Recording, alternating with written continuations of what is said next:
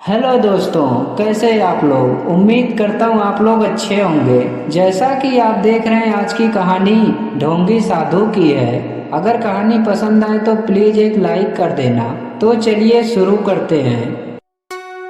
बहुत पुरानी बात है। किसी गांव में एक ढोंगी साधु रहता था। वह अपनी कुटिया में बैठकर लोगों का भविष्य बताता था। लोग भी उसकी भविष्यवाणी से बहुत खुश होते थे।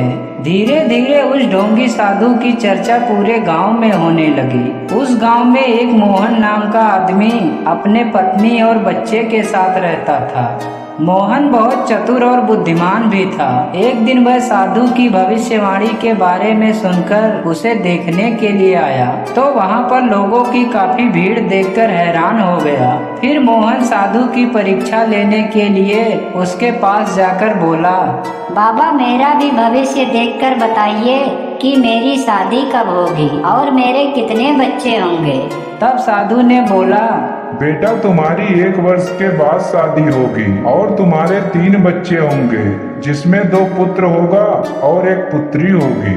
साधु की ऐसी भविष्यवाणी सुनकर मोहन को यकीन हो गया कि यह एक ढोंगी साधु है, क्योंकि मोहन की शादी तो हो चुकी थी और उसके 3 नहीं 4 बच्चे भी थे। फिर मोहन सभी लोगों को जोर जोर से कहने लगा कि यह एक ढोंगी साधु है, मगर उसकी बात पर कोई भी विश्वास नहीं किया और उसे धक्का मारकर वहाँ से भगा दिया। फिर मोहन चुपचाप अपने घर आ गया और सोचने लगा कि उस ढोंगी साधु की असलियत लोगों को कैसे बताऊं। तभी उसके दिमाग में एक उपाय आया। वह 4 कटोरी लिया और उस कटोरी को एक प्लेट में उल्टा करके रख दिया और साधु के पास जाकर लोगों से कहा, अगर आप लोगों को मेरी बात का यकीन नहीं हो रहा है तो आप लोग खुद साधु महाराज से पूछिए कि ये जो मेरे हाथ में 4 कटोरी है, उन सभी कटोरियों में से एक कटोरी के अंदर चावल के दाने हैं और वह कटोरी कौन सी है।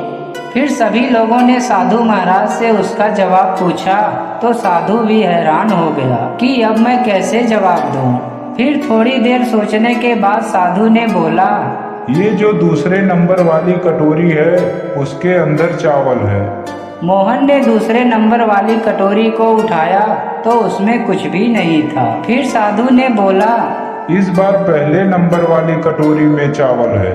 फिर वह पहले नंबर वाली कटोरी को भी उठाया तो उसमें भी कुछ नहीं था। ये देखकर लोगों को धीरे धीरे शक होने लगा और जब तीसरी बार साधु महाराज से पूछा तब बोला, इस बार अवश्य चौथे नंबर की कटोरी में चावल है।